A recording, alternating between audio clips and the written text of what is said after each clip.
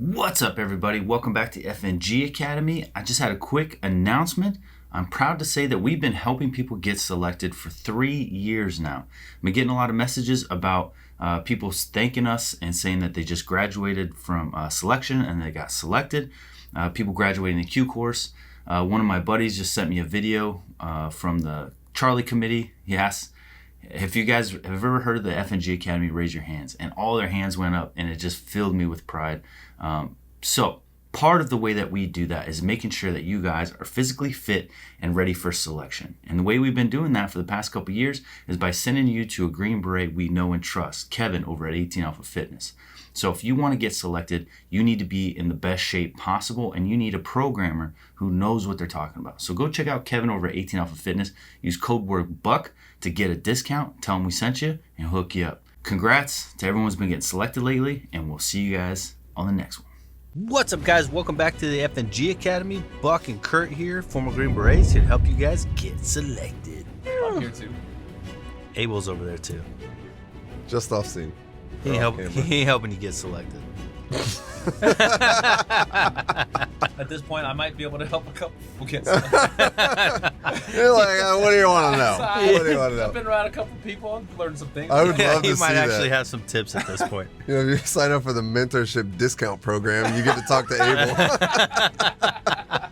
For $195 a month, you get to talk to Abel. All right, guys, in this video, we want to talk about the top 5 most realistic war movies or shows based on experience, based on the feeling that they give you.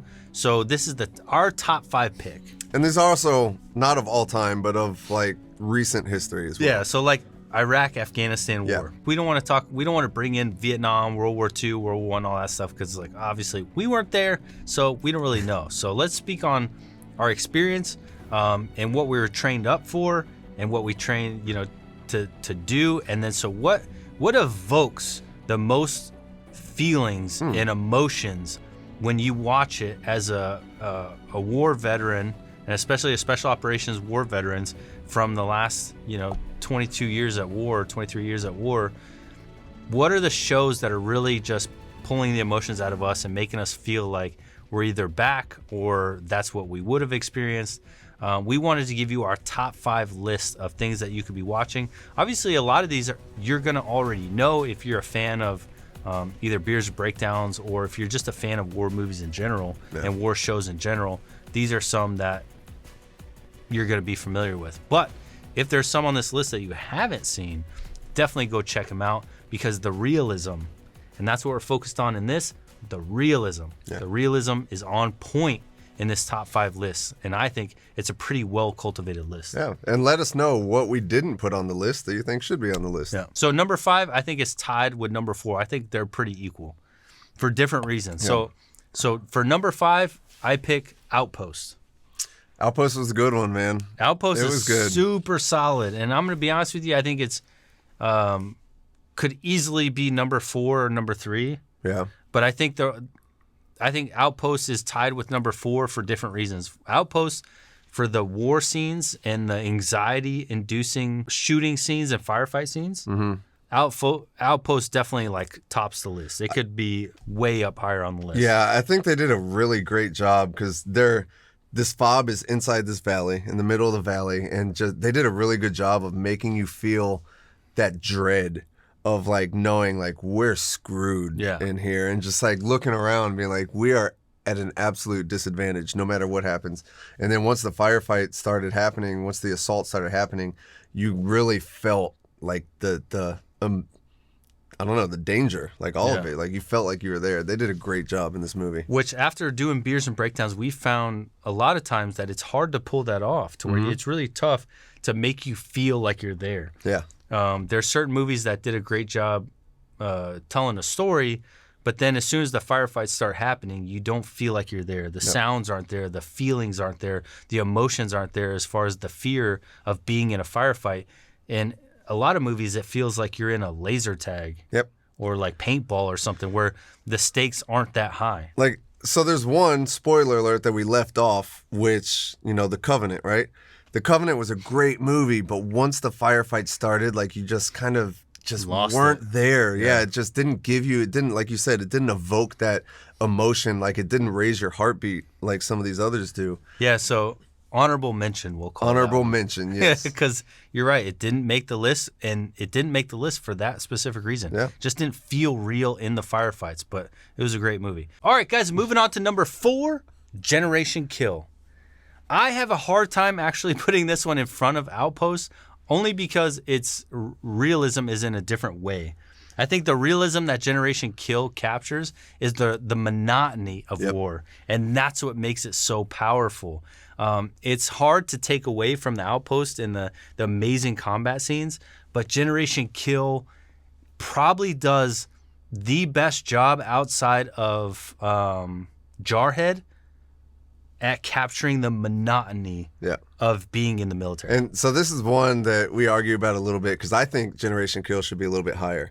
Because I've said it multiple times, like, I love this series. This series is a large part of the reason why I joined the military to begin with. But it does. Like, how many times did you find yourself as a soldier sitting around with a group of other people just throwing rocks into like a helmet or something like that? Like Generation Kill shows it's a lot of people think it's a slow developing series, but it's so accurate, because the military is just that. Like, it's a lot of just downtime, a lot of waiting around, a lot of monotony, like you said, and then little spurts of action. And Generation Kill does such a great job. I love this series. I honestly would have put it a little bit higher, but I think that it's on the list, so that's good. Yeah. And honestly, it's our list is a little incomplete without Jarhead.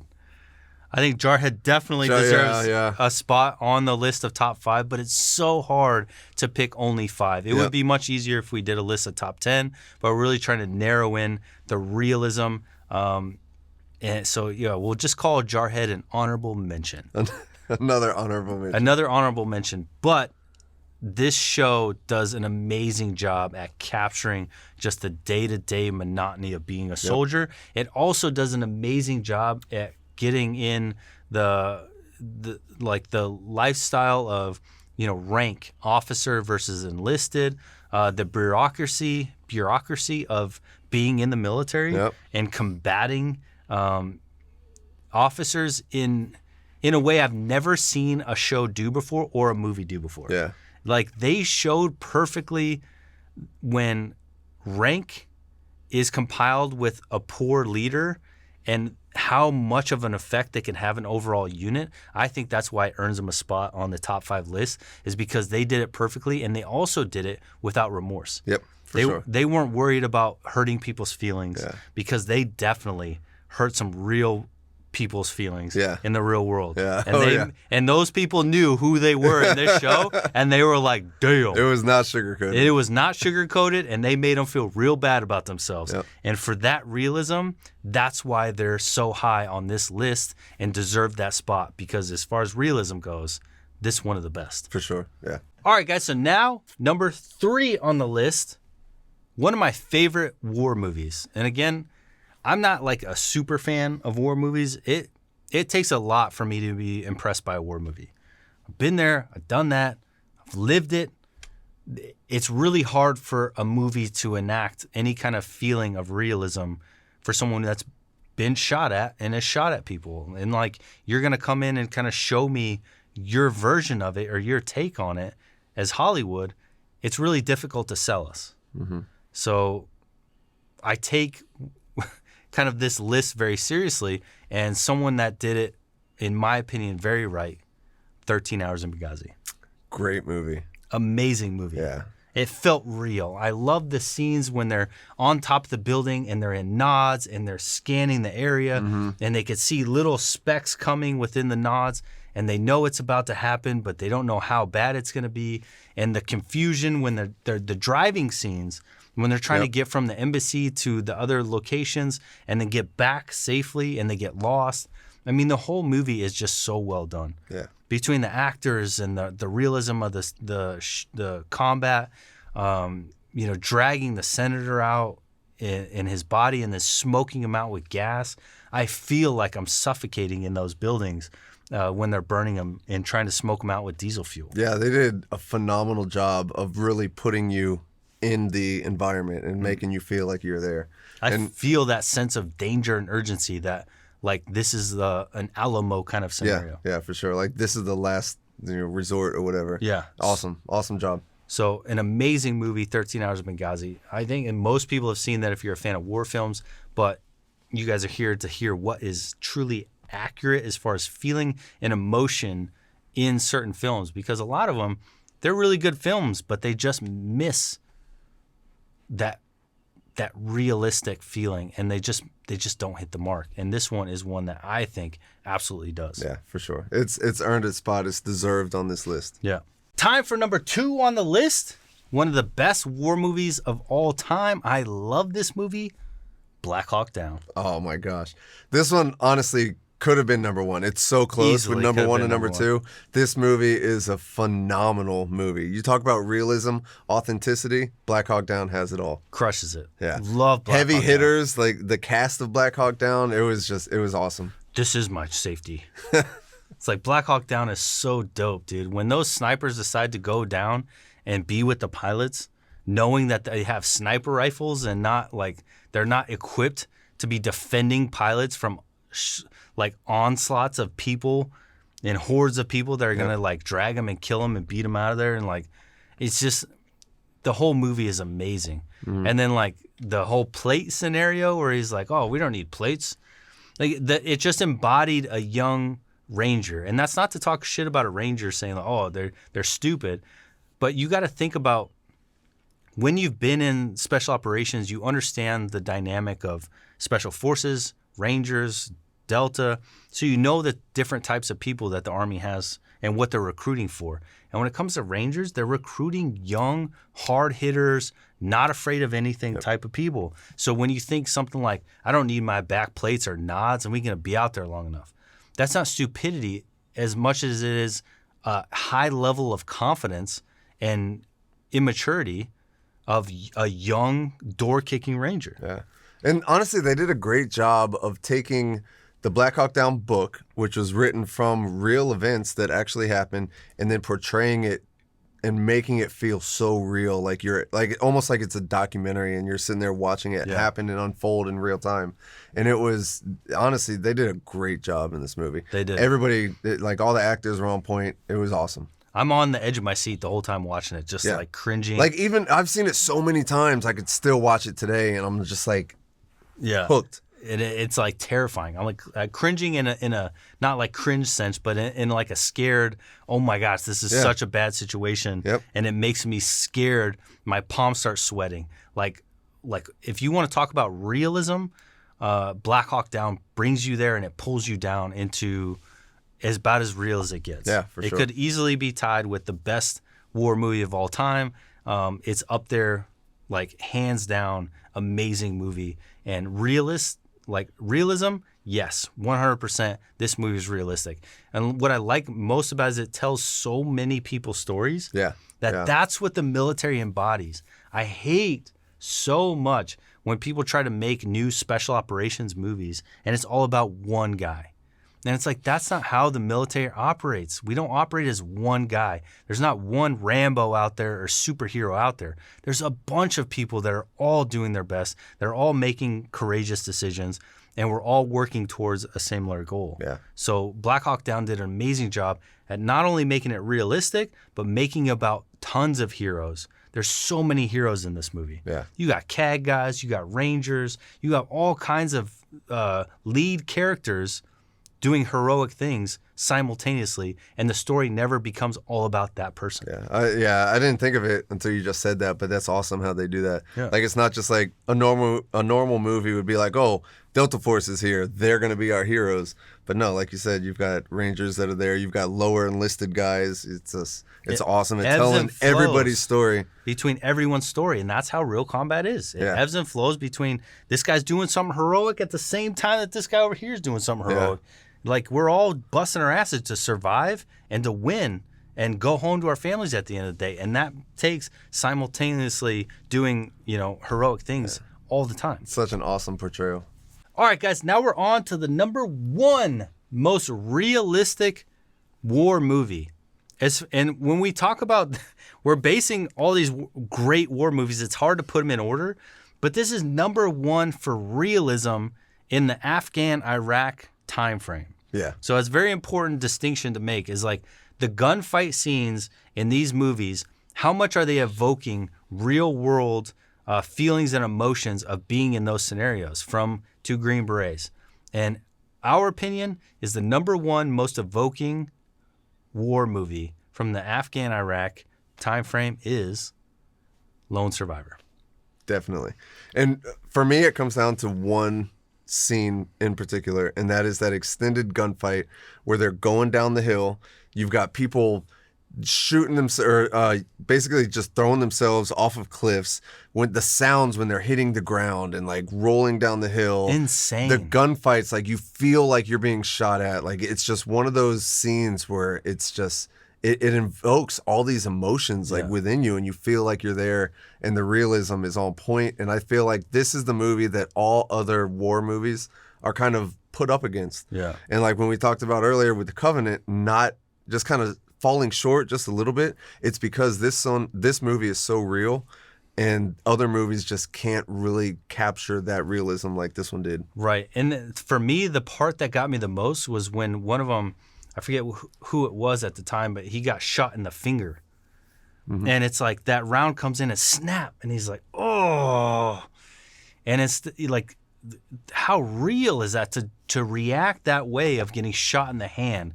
It's just you're just trying to fight off the understanding, because you don't feel that pain probably just yet, right? It's not about the pain. It's about the fact that just happened to you, and you have to overcome that. Yeah, and move on from it and still fight and accept the fact that you probably just lost your finger. If you're even going to survive this day, you're at least going to do it fingerless, and you have to continue the fight without your trigger finger. Like, it's the gunfight scenes in that were so realistic that I don't like to watch that movie. Having been in gunfights myself, having shot at people, having been shot at, having had guys next to me, literally right next to me, get shot, I don't like to watch that movie because it's too real. That's how it goes. Like when my interp was standing next to me, took a 7.62 to the leg, it's not like and fall over. He goes, and he goes, Buck, they shot me. And it's just, and I was like, they shot me, see? It was ridiculous the way he said it. It made me laugh at him. I laughed. I was like, what, dude? I didn't believe him at first. I thought he was lying because the way he said it, he was like, Buck, they shot me. It's the most well-spoken Afghan interpreter. He was our interpreter. Dude, he was really well-spoken. He ended up quitting the job right after that. And I got pictures of I got pictures of his leg with a hole in it. But he'll look, and I looked at his pants, and I just see a hole through his pants and then a little blood, and I was like, fuck, they did shoot you. I literally didn't believe him. Because that's how goofy and that's how weird like injuries could be when you get shot. Is like, it's not always just like, and they're falling on the ground bleeding out. He responded by like yelling for me like I was his big brother coming, and I was supposed to come save him. And I mean, technically he wasn't wrong, because I was like, get in the truck and I'll bandage it up. And I used my first aid, and I started wrapping up his wound. But he had a through and through to the top of the thigh, out the back of his thigh. Jeez. From 7.62. And then we gave him a fentanyl lollipop, and he turned green and started puking in the back of the Matvey. But having been in that, again, is like the realism from someone getting hit in the limb is not always the reaction that you think. And so when he gets shot in like the hand and he's just going, motherfucker, it's like, yes, that's the kind of shit you do. It's like you're accepting your reality just changed a bit. You're more so pissed off than anything else at that point. You don't always know what's going to go through your head mentally. You have to just cope with that. And somehow those actors transcended acting and became soldiers. And that's what blows my fucking mind. Yeah. They became soldiers in combat. And that movie, I hold it at the highest regard. Again, and the standard is I don't like to even watch it. Yeah. Yeah. Great film. Great film. Great film. So there you guys go. As far as realism goes, from 2 Green Berets, top 5, there it is. Like realism for different ways, right? You have Generation Kill, realistic as in like the military command and the monotony of being in war for certain units, all the way up to Lone Survivor in realism as in every single bullet fired makes you feel it and makes you feel that presence and the danger. So there's our top 5 list. That's it. Hope you guys enjoy. We'll see you on the next one. Peace.